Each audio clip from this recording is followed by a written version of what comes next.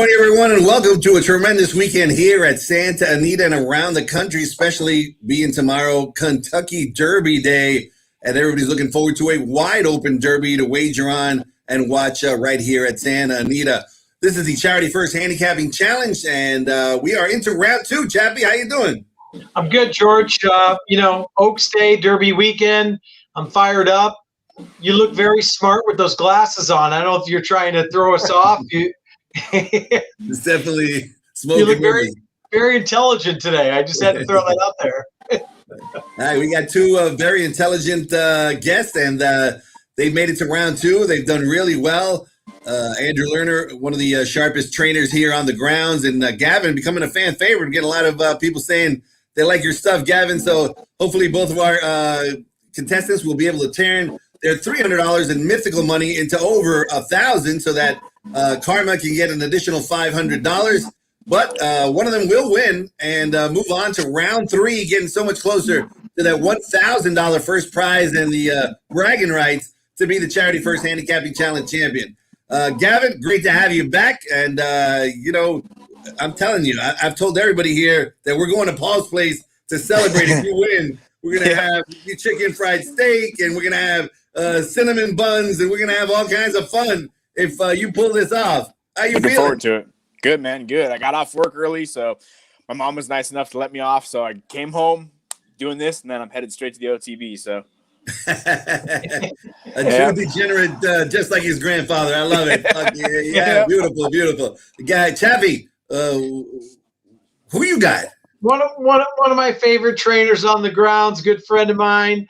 And before we get into your training, Andrew, we might have asked you about this beforehand, but so you have Brett Favre in the background, right? Yeah, right now it's a little sore subject with Aaron Rodgers. We don't know what's going to happen. So that's what I was getting at. Yeah, what's going on there? Is he gone or what? I don't blame him, to be honest. They haven't really taken care of him. I mean, you look at these stats I've been watching in the morning. The last 10 years they've drafted 9 defensive players, 1 offensive player, which was a quarterback to replace him. They've done nothing to help him out, and I don't blame him that he's bitter. And obviously in that NFC Championship game, they didn't give him the opportunity to throw that ball, and I think that just added injury to insult. So I don't blame him. So we'll see what happens, but I would think he might be gone. Yeah, it's very interesting because I was listening this morning and they said they were not going to trade him, but he's the type of guy, he'll dig in his feet and not show up. So it's going to be very interesting. Yeah, I didn't mean to bring up a sore subject. You're on my team. You did. You're on my team. You got me razzled before we even started. It's unbelievable, George. Other than that, how's the barn going? How's everything going here at Santa Anita? Barn is good. We've had a good meet so far. It's nice. This is our first weekend off. We don't have any runners. This is probably the first weekend, and I don't know how many months that we haven't had a runner. So it's not, it's nice. It's a little bittersweet. You like to be running and making money, but it's also nice to get a weekend off and kind of enjoy the Derby and the Oaks and all that. So, but we're having a good meet, and we're going to keep it going, hopefully. And then last question before we get started: how's married life treating you? Married life is good. We got one on the way. We're expecting. I think you know that, Chappy. Yeah. So we're about halfway through that, and in about 20 weeks we'll meet a new learner. Wow. Crazy. A trainer on the way, Georgie. That sounds good.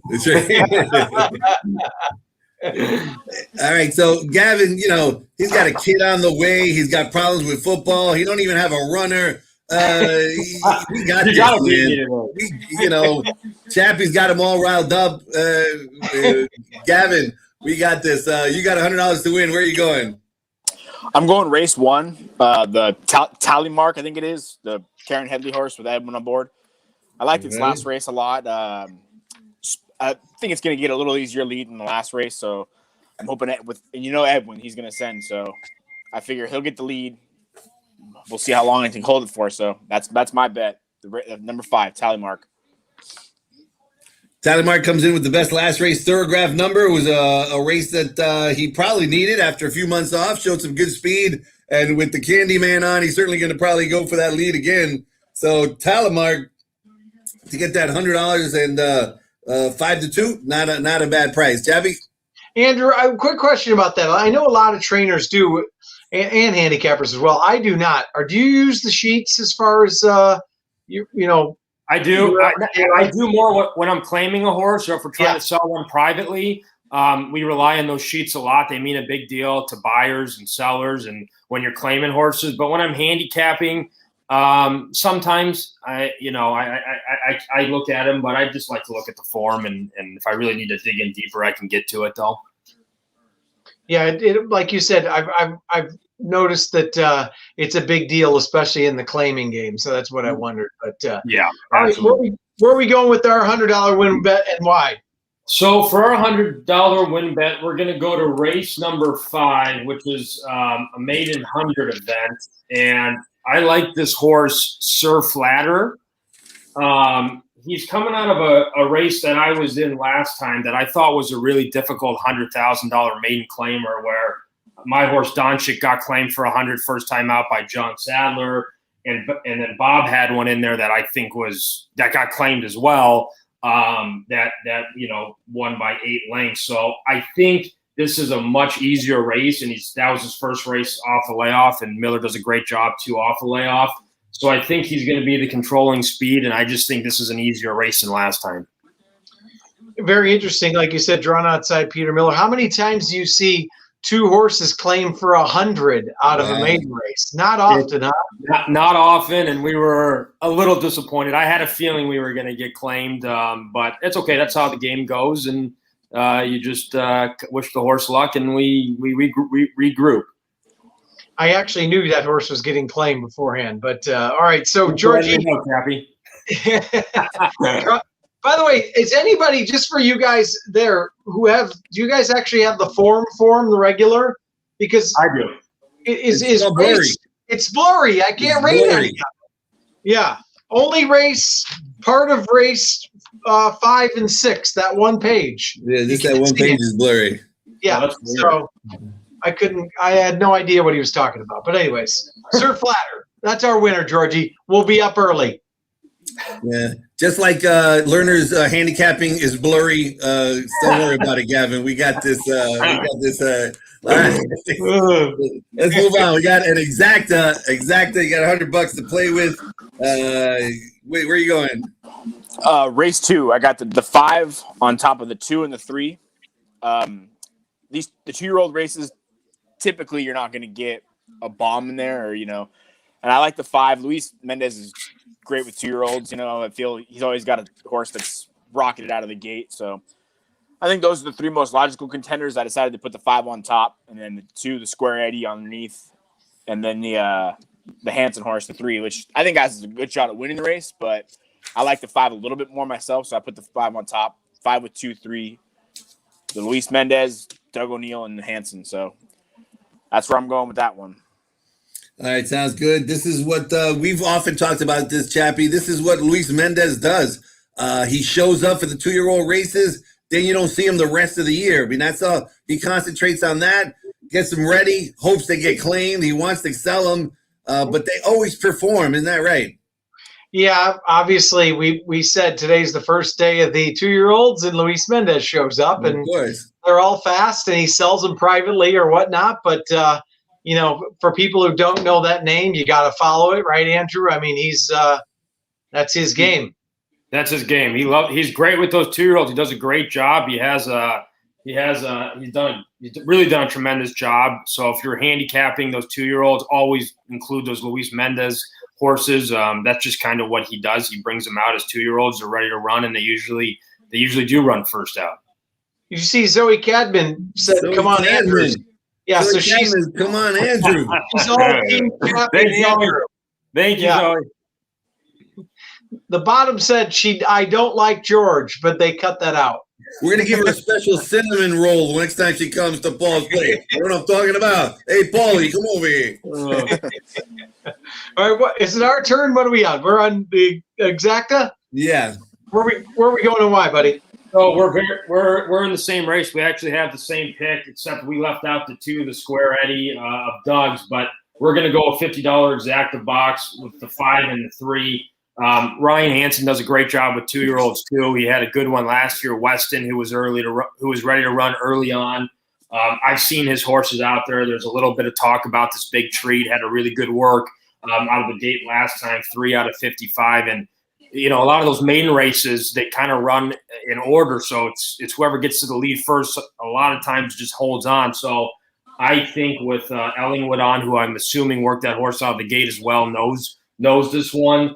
And I expect that horse to be up there with Drizella, and I think they're going to be battling. So I think the 3-5 Exacta box hopefully gets it done for us, Chappy. All right, Georgie. So we're very similar there. As long as the deuce for Dougie Fresh isn't in the money, both of us have 3-5. So that could be a wash there in the Exacta. Could be. Before we get to our daily double, obviously this weekend all the talk is about the big race, and finally it's back in the first Saturday of May, because last year was such a weird Kentucky Derby. I mean, it was kind of a big asterisk last year, but this year we're back. It's the first Saturday of May. An incredibly wide open field. Gavin, right now as it stands, the favorite is actually Hot Rod Charlie at 9-2. So I didn't see that coming. But No. Who do you like? And tell me a little bit about your feelings on the Kentucky Derby, Gavin. I mean, I think Hot Rod Charlie is a contender. My top pick would probably be Rock Your World. I like the way he ran in the Derby, Santa Anita Derby. There's probably going to be horses that are going to go with him. I think he's probably the fastest horse in the race, so I'm just praying he can go wire. I mean, family's always been a big fan of Sadler. That was my grandpa's first trainer when he got into owning horses. So I'm kind of rooting for him to get this big one. That's probably my top pick, Rock Your World. It's kind of sentimental, but that's who I'd like to see have it. What do you think about Andrew? Well, it's funny. Gavin and I are kind of on the same wavelength. I think his win in the Santa Anita Derby was really impressive. He carved out some really, really serious fractions on the Santa Anita track, which is impressive, and just kept on going. And I just, I think this horse is just getting better and better and peaking at the same time, peaking at the right time. But Hot Rod Charlie, I think, has a big shot too. And I kind of hope, and I'm rooting for him just because Bill Strauss is an owner of mine and a good friend, and I'm friends with them and his wife Margie, and I know how much it would mean to those guys, so I'm kind of rooting for them to bring that home. Georgie, who's your pick?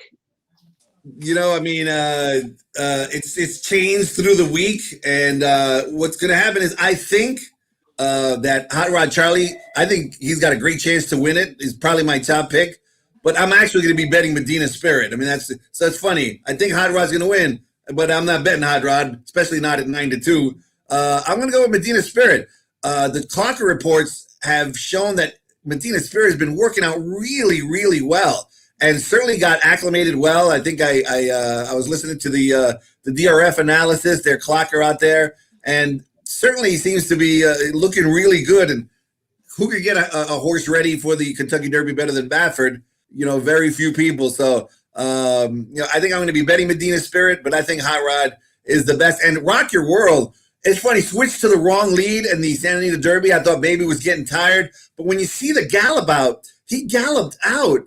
Impressive. Maybe he was just playing around when he switched leads. Maybe he wasn't getting tired at all. It doesn't seem like 1.25 miles is going to be any problem at all for Rock Your World. I think the SoCal contingent is very strong. Yeah, I was on Gino's podcast, and I actually, after watching a bunch of the replays, picked Hot Rod Charlie, and I think he's peaking and went to the lead last time, but I don't think he needs the lead whatsoever. Pratt will be patient. I'm against this. Gino, I talked about this. I don't think Rock Your World wins. I think they're going to go fast early. I didn't like the wrong lead. He did gallop out Giant, but I also said he could be the most. I don't think he's going to win, but he could be the most likely Triple Crown winner, if that makes any sense whatsoever. Because I don't think he's going to, but if he could be the one that runs off the screen and has, like you guys said, all the upside in the world, right? So, and I think Medina Spirit is just kind of a grinder fighter, but he's like, Bob's, D string, but it's still Bob Baffert, so we'll see. But, a lot of people I've talked to think he's going to go for the lead. I've seen people say that they think Medina Spirit's going to try to go for the lead in this race. So I agree. He can't sit he can't sit as far as he did off Rock Your World, that's for sure. Nope. I think Tapatia. I think I'm not sure if you're saying that right. Has a I think a really good opinion. You can use handicapping strategy and data. I think it's really important. Handicapping not just the ability, but getting the odds correctly, getting a good price for your money. That's where I think a lot of handicappers go wrong. They pick winners, but they still lose. And maybe trying to make sure, hey, if you think your horse is 3-1. And he's 6-1. That's the bet, regardless of maybe if the 4-5 shot looks better. So I certainly think assessing the odds. I think Tapatia hit it right on the nose, and that's going to be a big key in the Kentucky Derby is trying to get the right odds because there's certainly going to be value up and down on that big field. Yeah, that's something I like to do on regular days in Santa Anita, not even big race days. Is my grandpa used to get on me about this, but I would always handicap the races, the form right when it came out, so there was no odds on it. And I'd make my top picks, and I'd write what I think the odds are going to be on those horses. And if I came out with a horse that was my second or third pick, and it got a way better odds, okay, I'll take that. And I went with what was going to pay better, in my opinion, then, because I would always make the morning lines myself. Obviously, I'm not even close to as good as some of those guys are, but I would just kind of go through what I thought was fair value on that horse, and then if it came better, I'll take that. My grandpa said I could never do that. He's like, never handicap when there's no lines on there. So he was the exact. That was one thing we always butted heads about. So I think that's a smart way to do it because you're not biased by it. I write for the program, and I've got to do all the handicapping as soon as it comes out to beat the deadline. So I never know the morning line. And I'm always curious to see what the morning line is afterwards because it's too late. I already put it out there. And then I was like, I love this horse. I love him. And then he comes out 6-1. Wow, that's fantastic, Yeah. And or vice versa, I like this horse. And 2-5. Oh man, everybody loves this horse. So whatever. But I like handicapping before I get the morning line because then I'm not influenced by somebody else's opinion. It's really one person's opinion. Usually it's a good person, but it's just one man's opinion.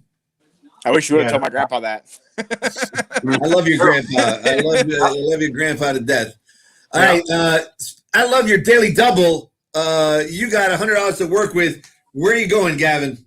Race 7, I got Midnight Jamboree, the 3-horse, and then with the 1 and the 2 in race 8, Armor Plate and Hartel.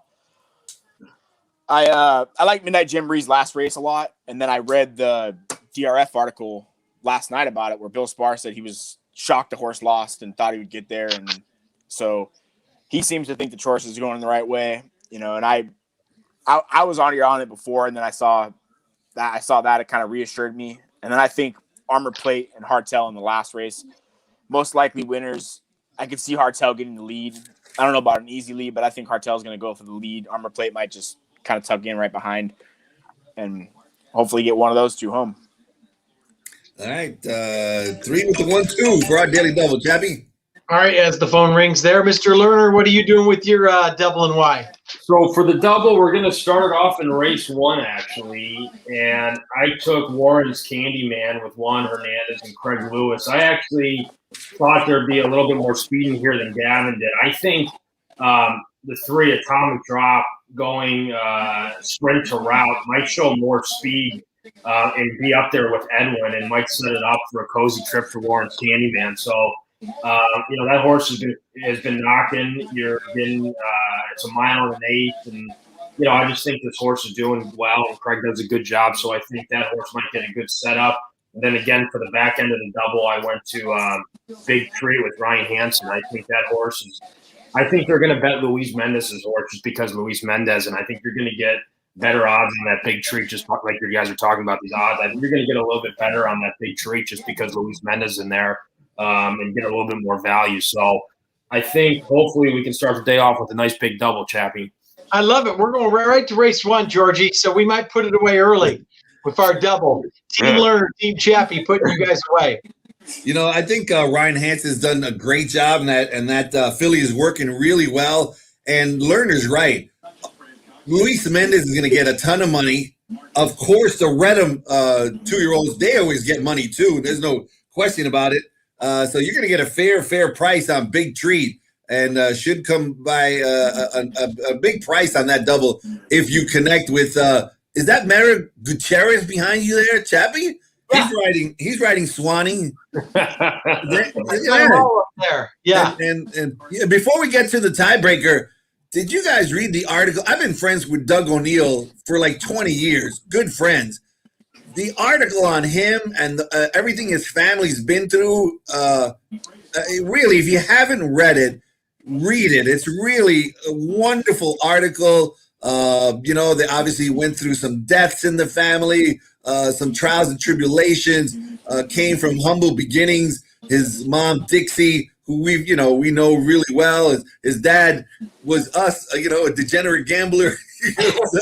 So it's just a great story. So if you haven't seen the article, leading into this Kentucky Derby, where Patrick's got a piece of a Hot Rod Charlie, and it's just a really good story to read. Definitely. Yeah. He's good for the game, and like we've all known him a long time, and no one has more fun than Team O'Neill up in Suite 1 every day in Southern California either. No question. Win, lose, or draw, they're going to have a hell of a time, that's for sure. As he says, Gavin, why not us? Why not us? Let's do this. Tiebreaker is going to be in race number 6, I believe, and you get first pick just in case you guys end up in a tie. Who are you going with for the tiebreaker in race number 6? I'm going to go with the 5, Big Flint. That was a horse that I've unfortunately lost on a couple times, but I think Big Flint's going to be come running late.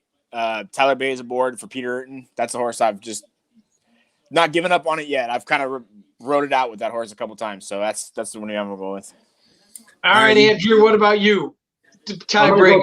I'm going to go chalky and go to this Bodacious, and the reason I'm going to do it is because DeSormo is riding like old DeSormo the last couple weeks, and he is on his game right now. So I'm going to go with Bodacious just because Kent's riding so well. Talking about turning back the clock, huh? All of a sudden he looks like Kent from 15 years ago the last few weeks, doesn't he? It's crazy. I mean, it just shows you how good of a rider he is and he was when he gets out there, and he gets horses to do things that you just don't think they can do. So when he's on, he's on. Yeah, no question. Yep. He is certainly on now, and he is hot as a firecracker, riding spectacularly. One of the best riders of all time.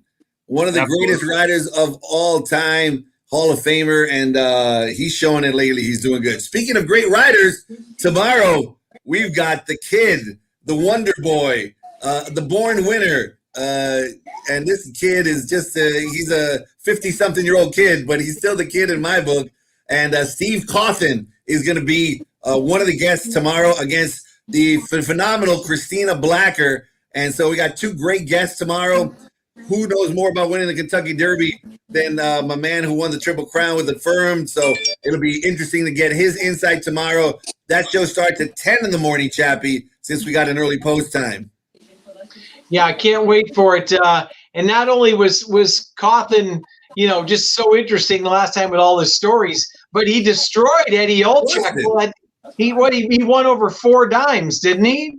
Over 4 dimes. Oh, geez. We've had like 128 people in the show, and for him to just crush it like that, he's like the cover of Sports Illustrated. He is a born winner. The guy is and the nicest man in the world. I got to hang out with him numerous times, and he's just so nice. I can't, he was an idol to me.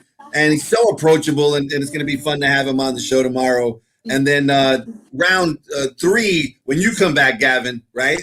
Yeah. We'll be back. We'll see what happens. No chance. All right, Chappy, that seems to be it. I want to thank both of our guys for being on the show. We really we wish you both the best of luck, and I know you guys are going to do well. Lerner, continued success, training, wonderful job. Gavin, I'm going to be out to eat some chicken fried steak soon. Don't worry about it. Chappy, give me the last words. Now, thanks, guys, for both coming on. And Andrew, I will see you. Are you coming out this weekend at all, or are you just chilling at home? That might come out on Saturday, so I'll see if I'm there. All right, we'll see you Saturday, but good luck to both of you. Had a wonderful time. And may Aaron Rodgers still be a Packer next year. I hope so. See you guys. Thank you. Thanks, guys. Thanks, guys.